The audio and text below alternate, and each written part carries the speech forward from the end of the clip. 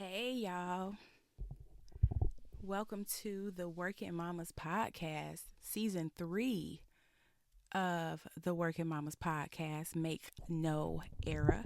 I am your host, Nikki Winston. So excited to be back on the mic for a new season for a couple of reasons. First, I have a new microphone. So I'm like brand new out here.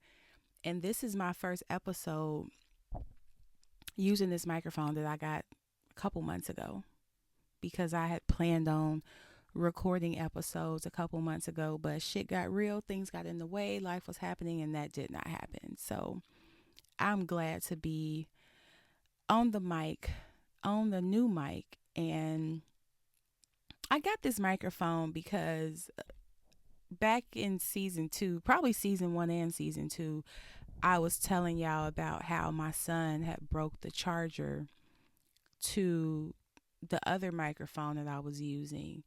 And when he broke it the second time, I took that as a sign that I just needed to go get a new mic. So I was actually going to go out and get this other mic that I had in mind.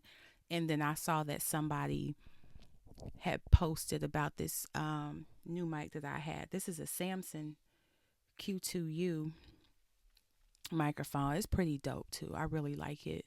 So I I'm sure that the audio quality is dope. I mean, I started my podcast using my beats and then I went to the other microphone. I won't even say the brand because it's like the super basic podcast microphone that all the newbies, all the new podcasters get.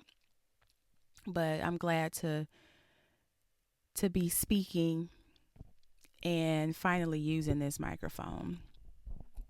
But I got my water with me, of course. I hope y'all got y'all drink too. I just finished my lemon turmeric tea that I made earlier. I put some ginger in it. I put some honey in it. It was banging. I actually want some more, but it's 2:30 in the morning.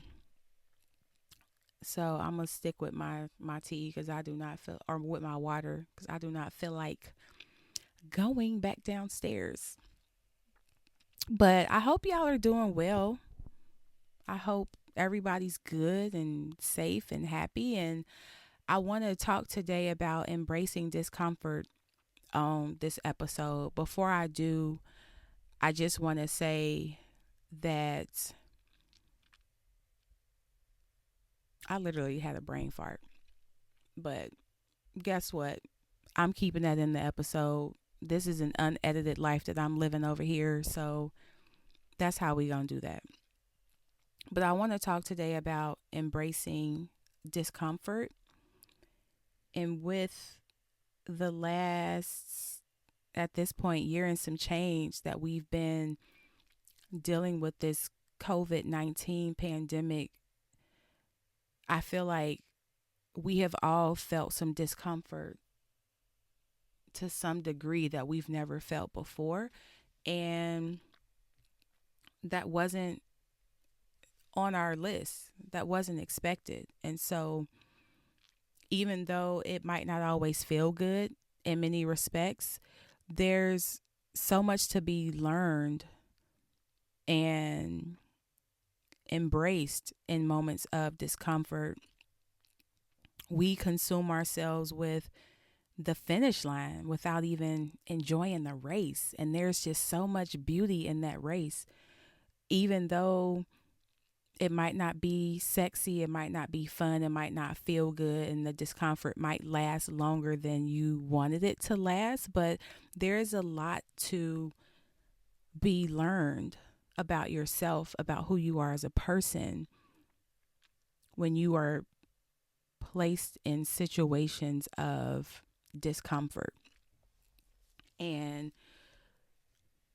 we're so obsessed with getting it done that we miss all of the growth, all of the learnings, all the mistakes, all the small wins. And that's why people end up making the same mistakes twice. You start a business, for example, it fails.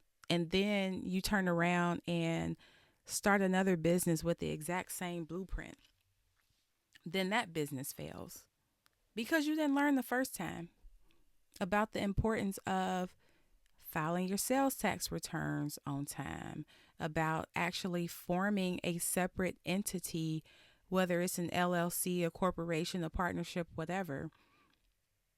You didn't learn the first time about hiring the wrong people, about not having repeatable processes in place, about not having a CPA to help you navigate through the early stages.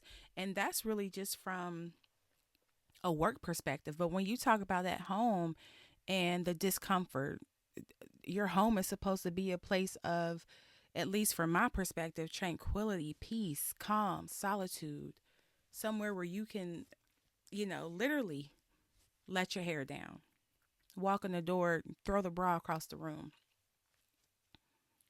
and just trying to keep everything together at the house can be discomfort. And if you don't have somebody to talk to, somebody to really help you release that stress, it can be difficult. So I personally have felt a lot of discomfort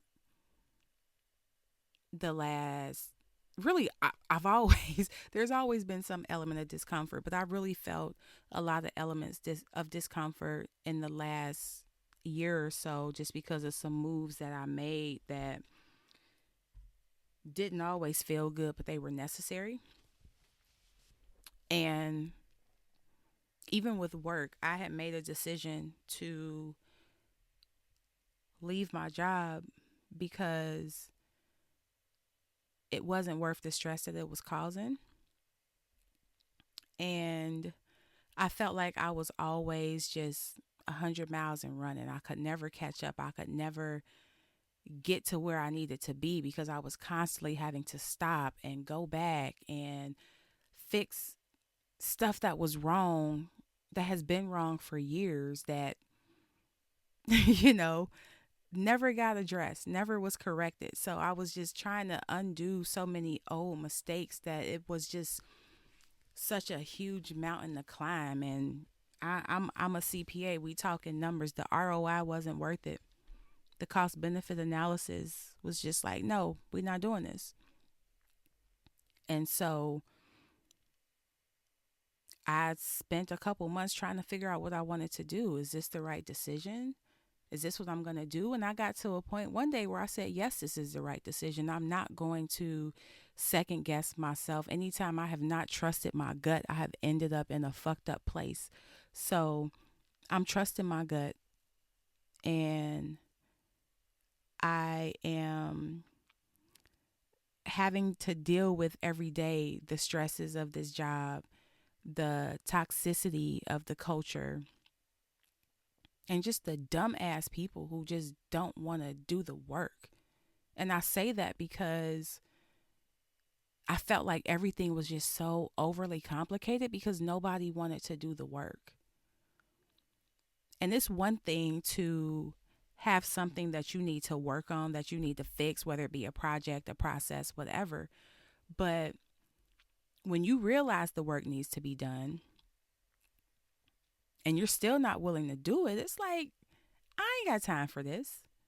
I'm not about to wake up and be mad, kicking and screaming because I got to go into this office that has burnt me completely out. And so I said, you know what? It's time for me to go. I am walking away from this job, and I don't have another one lined up. But I have my businesses, not even a but I have my businesses. So it's not like I'm not going to have any income or anything like that, but I really took this job with the intention of affecting some change and making it better. And this environment doesn't fit my ambitions. And so I have to go. So that was uncomfortable. That was uncomfortable. And I was just like, look, this is my opportunity to fully bet on me. And I started going hard in my business. Like, I'm just going to focus on my businesses full time. And it paid off. I actually had a lot of people reaching out to me. I felt like I was just going to have to put all these posts on social media and start reaching out to people and cold calling and saying, hey, I'm doing this and doing that. And I didn't have to do that. The people found me. Whether it was somebody who was like, hey, I want to apply for the PPP loan. Can you help me submit my application? Or somebody looking for help with the CPA exam. Or people reaching out to me like, hey, I saw your blog post about, what was it? Filing small business taxes for the first time.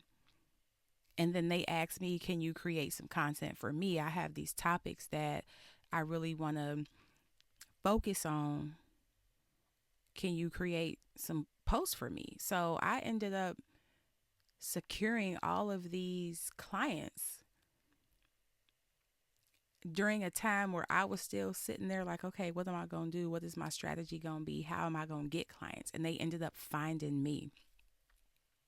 So in the midst of all that, because I wasn't sure what I was going to do. So before I even went hard in my business, I had sat down and made a list of what I needed out of my next job. Like, okay, I'm about to leave this job. I don't want to go from one bad company to another. Or I'm not going to say bad company. No, I'm not going to say bad company. I'm not going to go from one company that I'm not a fit for to another company that I'm not a fit for.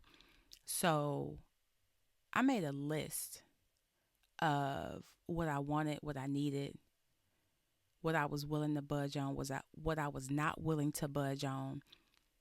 And I was applying for a couple jobs, but then I said, I'm not even doing that. I'm not even applying for no jobs. My next job will find me. And even then, in order for me to consider a job, because at this point I'm like, it's full time, it's entrepreneur time. It's full time entrepreneur. So maybe my next job will find me, but in the meantime, I'm gonna do me and focus on my CPA exam coaching programs and continuing to build out the foundation for my CPA firm. And lo and behold, one day I get an email, and or no, not before I even got there. Before I even got to the email, I had got a message on LinkedIn about an opportunity and exchanged messages, had a couple phone calls, and then the communication stopped.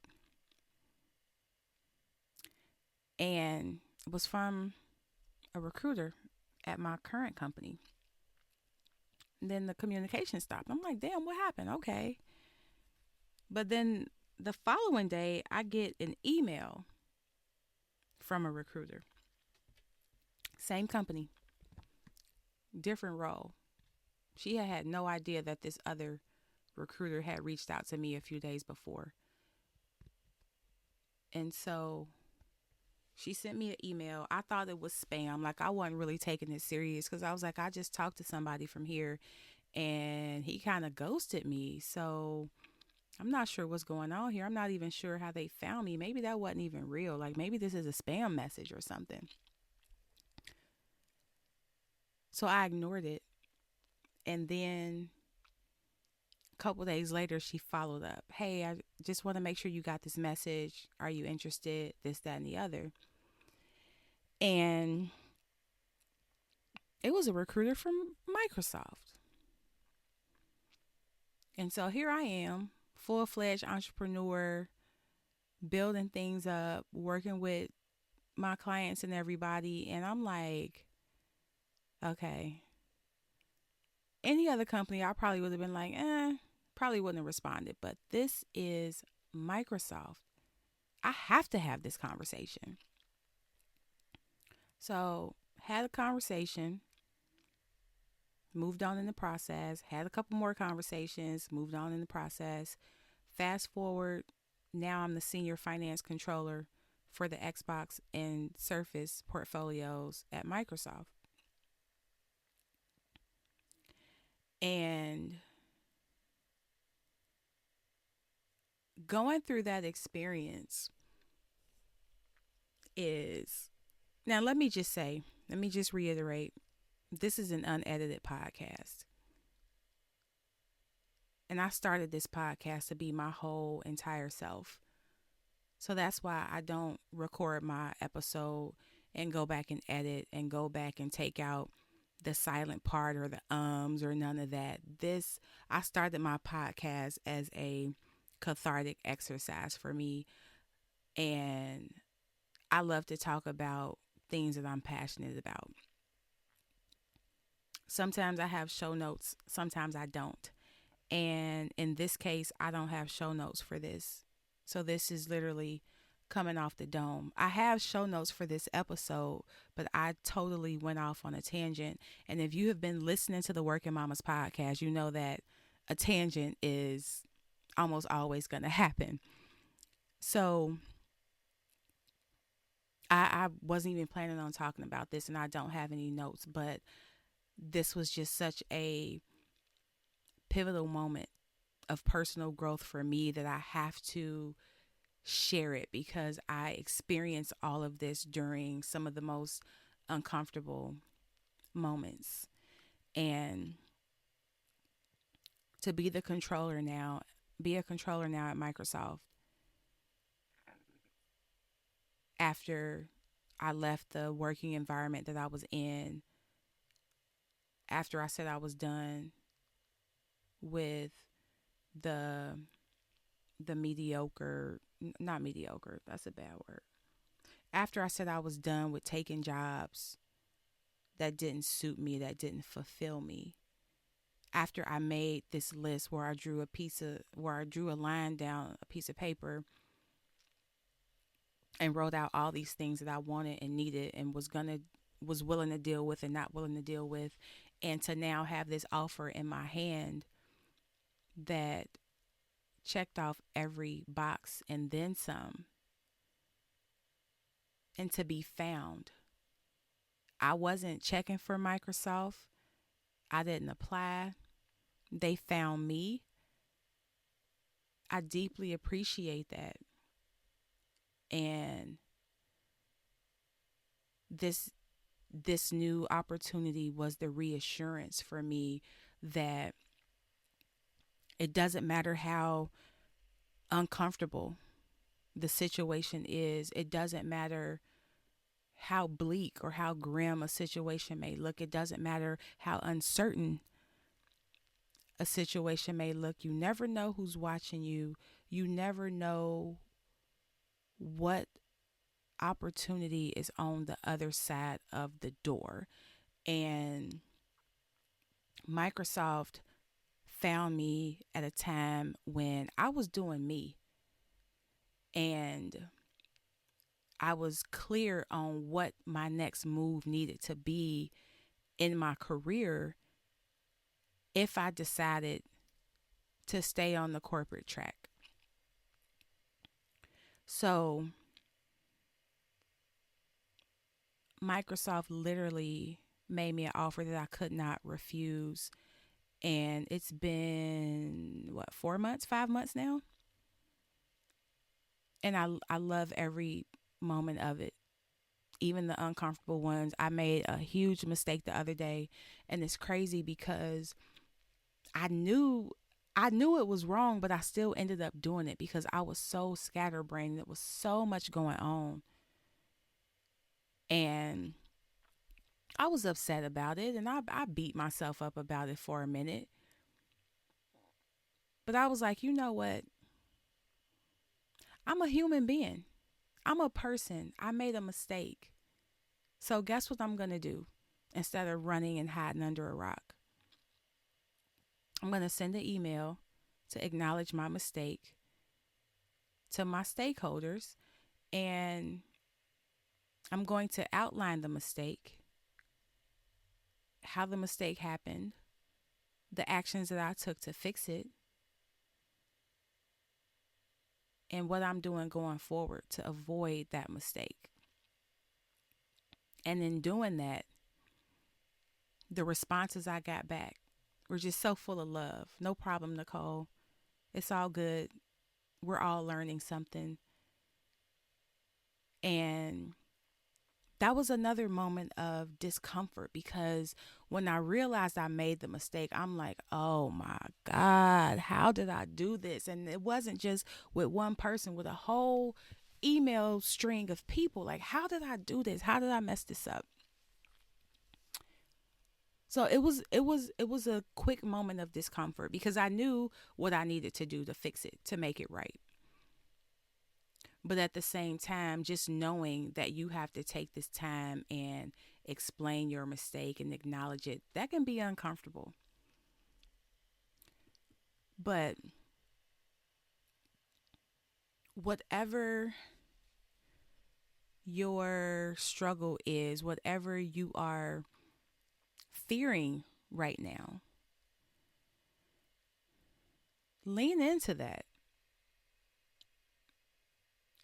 and address it, tackle it head on because it might not be as bad as you think that it is. And honestly, you should be doing some things that make you uncomfortable. Your job, your business, your workouts should make you uncomfortable. Because if it doesn't, you're not growing. And I used to hear people say, like, I'm maintaining. No, you're not. You're either growing or you're declining. You're not maintaining. And if you are maintaining, that's not a good thing. So stop saying that and putting a ribbon on it like it's something to be celebrated. Your job should make you uncomfortable. You're getting a steady paycheck, unlike many entrepreneurs. But,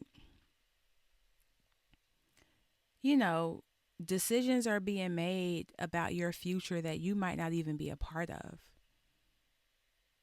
When you'll get promoted, where your name is on the layoff list. All of that can be effective immediately. Most employees who get laid off don't know that they're about to get laid off.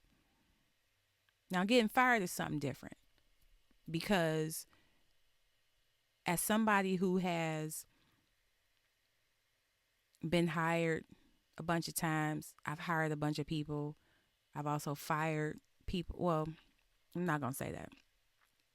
I'll say I've fired people for context, but the reality is these people fired themselves because all of the people that I have had to terminate should have known that it was coming because I had given them ample opportunity for corrective action. So your job should make you uncomfortable. You should be going in there, giving it your all, and being a learner, being a beginner. That's another moment of discomfort. When I tell y'all that the show notes that I wrote for this episode called Embracing Discomfort, I'm not even looking at them no more. It's crazy. But another moment of discomfort was being new to Microsoft. Even though I'm a seasoned accountant, I'm a CPA, have all this domain expertise, I had to be a beginner. I had to go back to being a beginner to say I have to look at accounting and finance and budgeting and planning and analysis from Microsoft's perspective. But in addition to that, I have to learn the company. I have to learn about this new environment that I'm in. I have to learn about my stakeholders. I have to learn about the monthly operating rhythm and the meeting cadence and all these other deliverables and such. So First few weeks on the job was tough because I literally felt like somebody who had just graduated from college, and I was trying to transition from the collegiate life to professional life. I had to go back to square one and say, forget about what I did at my last job or the job before that or the job before that. Forget about all these other things. I have to take a step back and be a beginner. So I was working a lot of hours in the beginning because I was working my normal hours, but I had to put in some late nights to do my own research, to look people up, to see who they were, to see what their expectations were, to sit back and ingest all of the notes I had taken from all the meetings I had been in that day, to go through my inbox and say, what's going on in my inbox that I need to be aware of, that I need to take action on. Let me explore these websites and learn about the company and learn about my products. And that was uncomfortable. It was really uncomfortable because I was so impatient. Like, look, I just want to know this right now. I want to know everything right now. And having to ask for help, that wasn't uncomfortable for me because I'm that person like, look, I will ask you 1,001 questions and you can turn your head and whisper and say I'm annoying or I ask too many questions or whatever, but at least I will walk away with the information I need to do what I need to do. So, whatever your discomfort is, in light of COVID, I know there's been a lot of uncertainty and people are losing jobs or unemployment is running out. People are getting sick. Kids are going through things and trying to make sense of this whole social distancing thing. You've been locked in the house with people that you've probably seen a new side of that you haven't seen before, or maybe you've seen it before and now being around them a lot more has exacerbated some things. So there could be all kind of transitions that create this discomfort at work, at home, in your relationships, not being able to see people, not being able to hang out with people. A lot of the normalcy is gone. But I want to go back to what I said earlier is being uncomfortable is not always a bad thing. There are some beautiful things that come out of being uncomfortable. Don't even get me started on talking about the CPA exam and how uncomfortable that was to have to pass 4 exams, but I took 13 exams to pass 4. So don't even talk about the discomfort of sending my kids back to school because they were getting too comfortable with digital learning. And I didn't want them to miss a beat. I needed them to maintain some rigor and some structure. And I sent them back to school not knowing how it was going to go, as far as how they were going to feel and how they were going to adjust to maybe seeing some of their friends at school, but seeing their classmates on the video or seeing their teacher with a mask on. So you never really get to see the teacher's whole face or know the teacher because all you see are their eyes. The discomfort of jumping off the porch. I'm done with this job. The discomfort of let me focus on doing better for me. The discomfort of trying to abide by my anti-inflammatory diet when everybody in my house likes gummies and juice and cookies and all the things that I was trying to avoid or move away from or stay away from. So, discomfort hits us on all sides. Running a business, not knowing if you're going to have to close the doors tomorrow, just so many.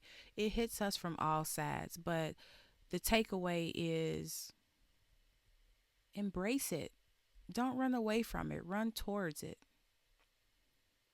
Because I promise you that you will emerge from whatever your discomfort is as a much better person.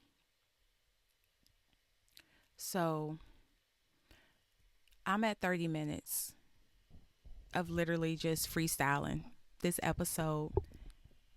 So I'll take that to mean that talking about discomfort from this perspective was on my heart and needed to be said. So if you're listening to this and you can relate, let me know. Hit me up on Instagram at Nick Winston CPA. You can go to my website, nickwinston.cpa. That .cpa domain hits different. No, my website was nickwinstoncpa.com, but now it's nickwinston.cpa. Another benefit of being a certified public accountant for the CPA candidates who are listening. But let me know what y'all been up to and what you think and how you're dealing with the discomfort in your life. Would love to hear. So I'm gonna be done. It's 3:08 in the morning, and I said I was going to bed at 3:30. But I know some of y'all are like, "What were you talking about?" Yes, I'm going to bed at 3:30. No matter what time I go to bed, I get my 8 hours of sleep. So when I wake up tomorrow, it'll be like 11:30, 12 o'clock because I need my 8 hours. But that's all a part of me living my life according to what works for me and not what somebody thinks. So, y'all be good. I will talk to y'all soon. Thank you for tuning in. Feel free to subscribe, tell your friends about it. Use the hashtag Working Mamas, WERKINMOMMAS, and tag me at Nick Winston CPA when you listen. I will talk to y'all soon. Bye.